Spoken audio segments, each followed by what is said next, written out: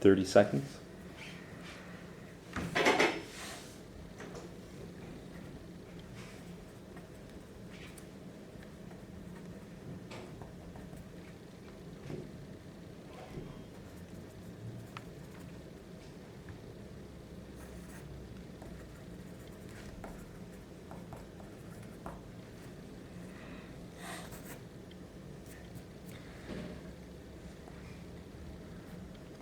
One minute.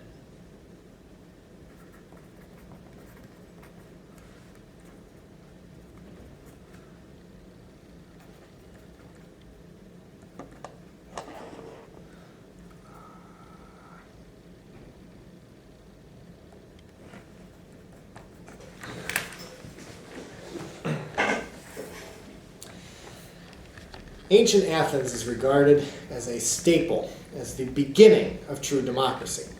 And in ancient Athens, people, the citizens of the town, gathered at their meeting place and they discussed important issues. But this democratic experiment did not last long, and after only a few hundred years, a powerful ruler came to be in Athens, and his name was Pericles. Pericles was responsible for building both Parthenon and for leading Athens through the Peloponnesian War. He is regarded as Athens' greatest ruler. Now, he was also completely undemocratic, but he was loved by his democratic fellows. And the reason why was because Pericles possessed a vision of what Greece could be. And Greece, in his mind, would be what Athens could be. And Athens would be the leader of Greece. Athens would be the one that would control the Greek states and lead it into prosperity and direct conflict against the Persians at a later time.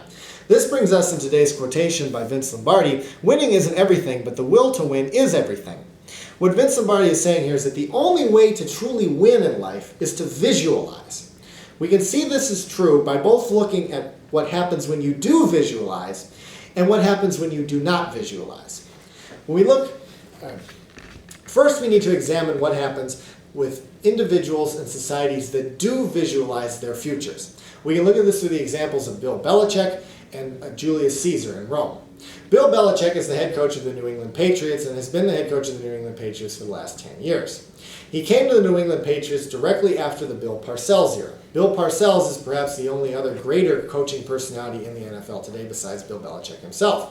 Leaving with that huge legacy of Bill Parcells, which had not worked out very well in New England, Bill Belichick had to find a way to turn the Patriots into a winner.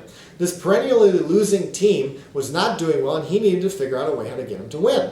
And he had a direct vision of how it was going to be in place. He envisioned a quarterback with a strong arm, but moreover, a sense of personal responsibility on the field, which previous New England quarterbacks had lacked. He had envisioned receivers which had talent that could both, instead of just running really fast, could run complicated routes and have the intelligence and integrity to do them correctly. He was looking for specific attributes. And what ended up happening was that all these pieces fell into place. His vision came true, and the Patriots have won 4 Super Bowls in the last 10 years. Now, moving to our second example of Julius Caesar in Rome, we can, in this instance, Julius Caesar was a military general that had been relatively obscure for most of his life, but came to power baking on the glory of Rome.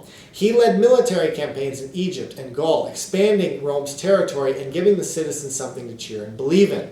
And his vision of Rome was a massive worldwide encompassing empire, all the way from India to Great Britain. And his vision manifested itself, even though he died, his vision did manifest itself only 100 short years later. Moving in, now we need to examine what happens with people who do not correctly visualize. We can look at this through the examples of George McClellan and Lord of the Flies. George McClellan was the United States' leader of the Army of Potomac at the beginning of the Civil War. McClellan envisioned some very wacky things, including that he was going to be dictator of the United States and overthrow Abe Lincoln. But what he did not visualize was how he was going to beat General Lee on the battlefield. He, in campaign after campaign, from the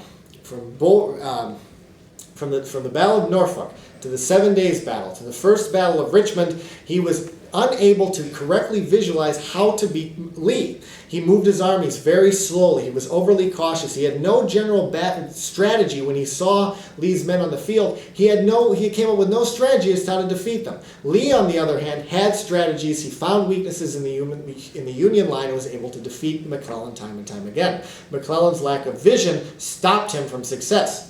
We can also look to Lord of the Flies. In this novel, the leader of the group, his name is Ralph, his worst quality is his lack of vision. He wants the group to survive, but is unable to unite the group behind a common vision. He is trampled by those, including Jack and Stephen, who have visions of hunting or of having fun or of doing things, where Ralph, in his attempt to get the kids in the island unified, does not present an overarching vision. Thus, at the end of the novel, he ends up alone and almost killed because he was unable to visualize how the kids would work together in their society. So, when we look back on today's quotation, winning isn't everything, but the will to win is everything. We can clearly see that visualization is the key.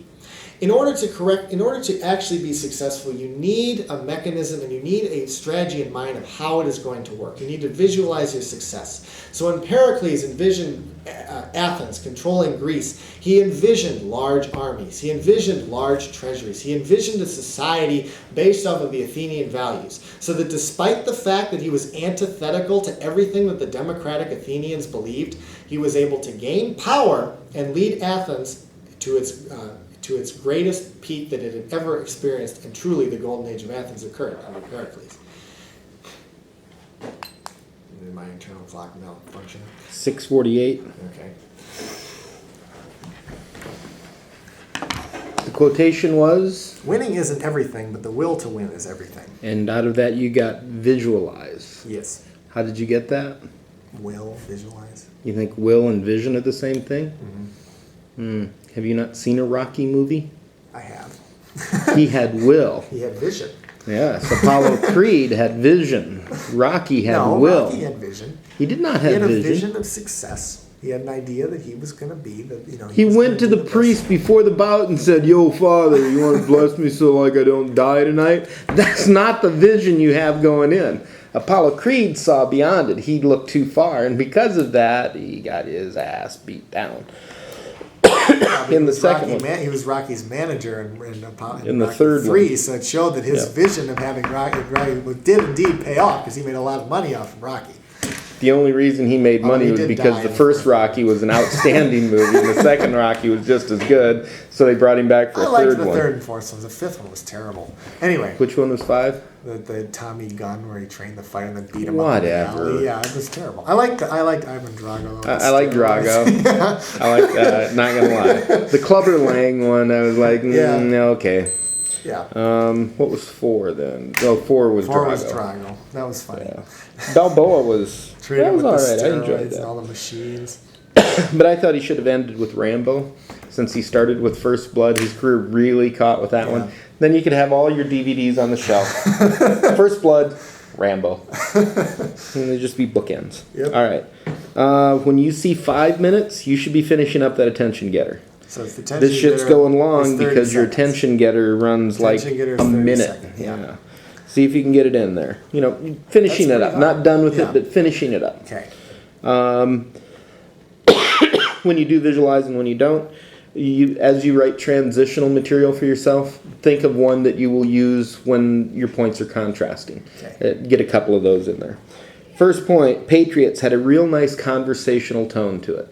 But there was one point you're like, oh, he's arguably the best coach ever, next to this person, and maybe this one. I'm like, you don't need to do that much name dropping. You said he's one of the best ever. Let it go. Okay. He can be in the top 3, and people will go, yeah, okay. He's not my favorite, but he didn't say he's the best ever. He just said he's one of the best ever. Let it go. Probably the best ever is probably this guy. Vince Lombardi. I mean, the fucking Super Bowl trophy is named after you. That's kind of you're the big swinging dick. Yep. Yeah. The transition was better, although the first transition that came out of your mouth. Yeah. Yep. But you corrected, and that was good. You went into the second main point with 2:15 left, and you went into your conclusion with a minute left. What does that tell you? They were too short. That your intro, your attention-getting device, was longer than your second main point. That is what we in the industry call bad.